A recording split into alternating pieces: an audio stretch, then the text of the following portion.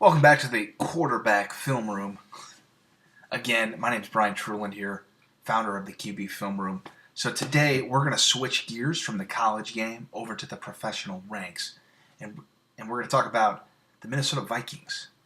Recently hired John DeFelippo to come in and take over for Pat Shurmur, who is an elite offensive mind. Pat Shurmur was an elite offensive mind in Minnesota.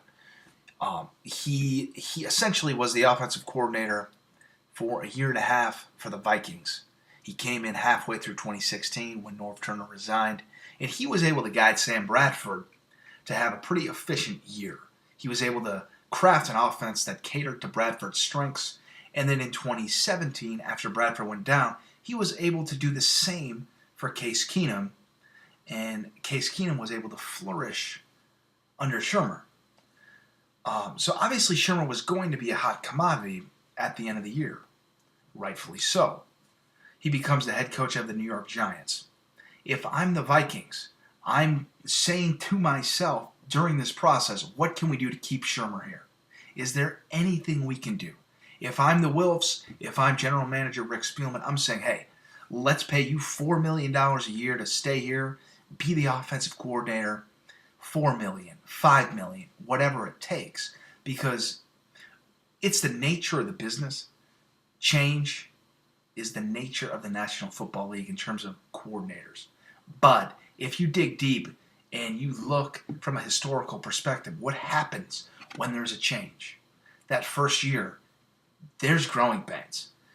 And don't fool yourselves, there's going to be growing pains this year in Minnesota under new offensive coordinator John DeFelippo. You could say yes. He worked wonders with Carson Wentz as a rookie in 2016, in 2017 with Wentz and Foles. But you got to remember, there's Frank Reich there, there's Doug Peterson. Those are ex-quarterbacks who have a lot of cachet built up in terms of offensive design, play calling. So he was essentially the third wheel in Philly. But Zimmer, after interviewing guys like Darrell Bevell of the Seahawks, some other lower-name assistant offensive coaches, over the course of about a month in January, their top guy all along seemed to be DeFelippo. And then they obviously pulled the trigger on him, hired him, brought him on board to be the architect and the designer, the play caller of the offense. DeFelippo has only been a coordinator one time at the professional level. I believe he was a coordinator at San Jose State. If I'm right on that one, that was like 2013 or 2014.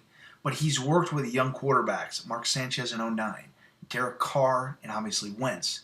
But he's only been a coordinator once, and that was with Johnny Manziel and Josh McCown in Cleveland. You could say, yeah, he did a pretty good job there. McCown played pretty well. Manziel played well at times. But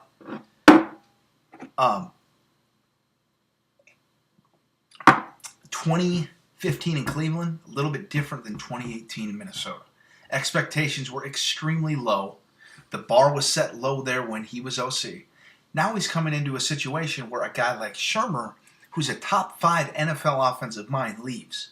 So now you got to replace him. You got to fill those shoes. And, I mean, he hasn't called plays since 15.